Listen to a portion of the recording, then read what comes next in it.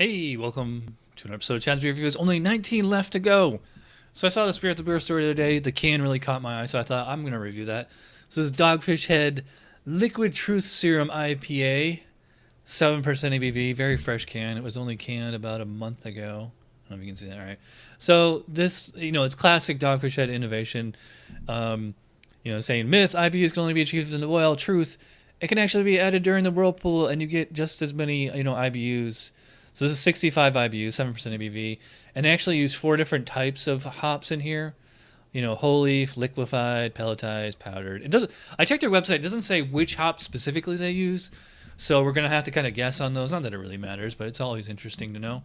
Oh, and by the way, if you go on their website, Sam, when he's talking about this beer, he's wearing a Batman shirt. Not this Batman shirt, but a Batman shirt, which I didn't even see until just now. So I thought that was quite a coincidence. Anyways, enough rambling. Let's start diving in with the aroma and everything. Yeah. So, very classic American IPA. More of like a West Coast kind of a style. Was like a big pineapple base on this one. Like pineapple, like maybe some peach or stone fruit, something like that. A little bit of grapefruit, but so it's very pineapple-y, and also I'm getting like a very kind of dank, herbal, spicy, whatever you want to call it, like that slight kind of cannabis kind of smell, which is making me think it's probably mosaic hops, because the mosaic hops are always like, it's like weed plus pineapple, and that's what I'm getting here. So, pretty big, hop aroma, plus like a little bit of alcohol to kind of boost that up, make it smell a little bit more sweeter than it is. As far as like the malt base, it's very similar to the 60 minute, and but it's not quite as like rich and intense and characterful as 90 minute. I mean, I'm definitely getting like a tiny little bit of like toast or caramelized malt on here. I mean, you can see just by looking at it, it's like not just pale malt, like it's got a little bit of character to it. So yeah, I mean, not that IPAs are supposed to have like a shit ton of character malt to them, but it should be more than just two row and that's it. Yeah, so this is like really on point for an American IPA. Definitely judging this as a single IPA. Yeah, I like it a lot. I'm kind of tempted to go the full 12 on here. I think I'm going to give that an 11, and we'll come back. By the way, 7% ABV, so like the booze isn't sticking out at all or anything like that. So, appearance, you can see just as well as I can. It's a nice kind of, I'd probably call it like an amber color. Slight copper to it, but yeah, I mean, it's like 5 to 7 SRM.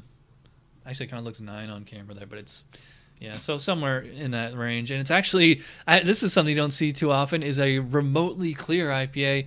And it did have a, pretty big foam. We still got plenty of beer in the can left here, so I will top it off as we go. So, whoops, lost my place. I'm going to give that the full 3 out of 3 on appearance. Flavor. What is going on with this thing? Cheers. Same as the aroma. So I'm getting right away the pineapple, the grapefruit, peach or whatever. Very flavorful right away. Get a little bit of alcohol too, which kind of like intensifies that fruitiness. And it is classic kind of East Coast where it does have like a little bit more character to the malt than the West Coast. So I am getting, like I said with the aroma, just a little bit of caramel, not a ton, but just a little bit, enough that I can notice. So it's like a tiny little bit caramel, maybe some toast, but again, those are quite subtle. See, now that's a good looking beer. Nice amount of bitterness on here. I think a lot of brewers are and drinkers, I should say, they kind of forget like what can be done with only 65 IBUs. You don't really need a lot more than that. So this is like that nice amount of bitterness, like enough to like really notice and like to really stand out at you, but not enough to like punch you in the face with hops. Like the Bell's Oracle I did a few days ago, like that was like a punch in the face as far as its bitterness. This one is, I mean, it's certainly, like I said, there's enough to kind of grab you, kind of, definitely make you notice, but it's like you can still taste, it's not like a ruination or something. Alcohol is there. It's, kind of like, just kind of a general kind of a clean alcohol kind of flavor, slight slight kind of sweetness to it, like the pineapple kind of extract kind of thing. It's just the natural synergy between the alcohol and the hop thing there. Speaking of which, since they use the 4 different types of hops on here, or 4 versions or whatever, like there's something about this beer that's jumping out to me that's like making me think, oh, there's clearly more than pelletized hops in here. Although with like, well, it's not wet hopped, and like so wet hop IPAs, harvest IPAs, which actually should be coming out soon. They have like that super resiny quality to it. This one, there's definitely a little bit of resin, a little bit of pine, but it's like nowhere near that wet hop kind of character.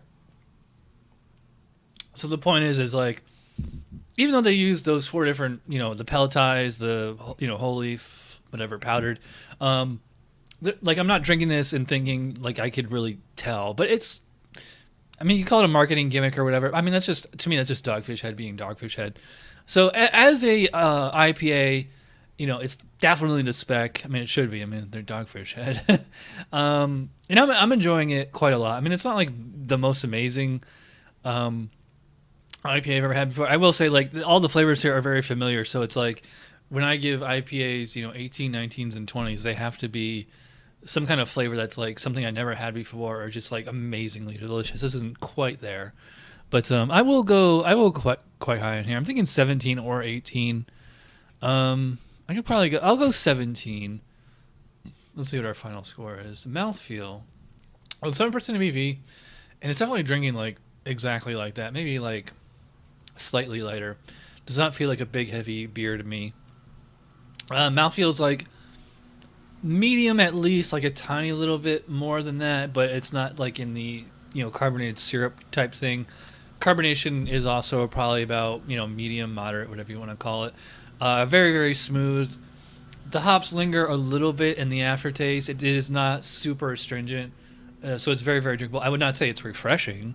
Not that an IPA really should be, but it's very, very drinkable. Not going to have any trouble killing this entire. And this is a perfect serving size too. I wish more breweries would do pint cans instead of 12-ounce cans, but very, very drinkable.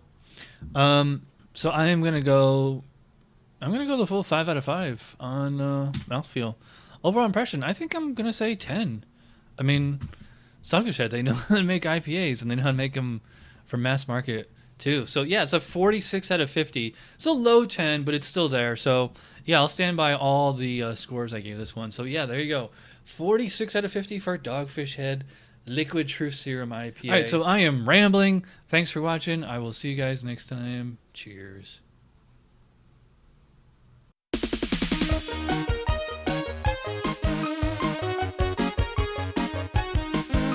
Somebody brewed it. Chad just reviewed it. Thanks for watching Chad's Beer Review. Trust me, the next episode will be a lot better.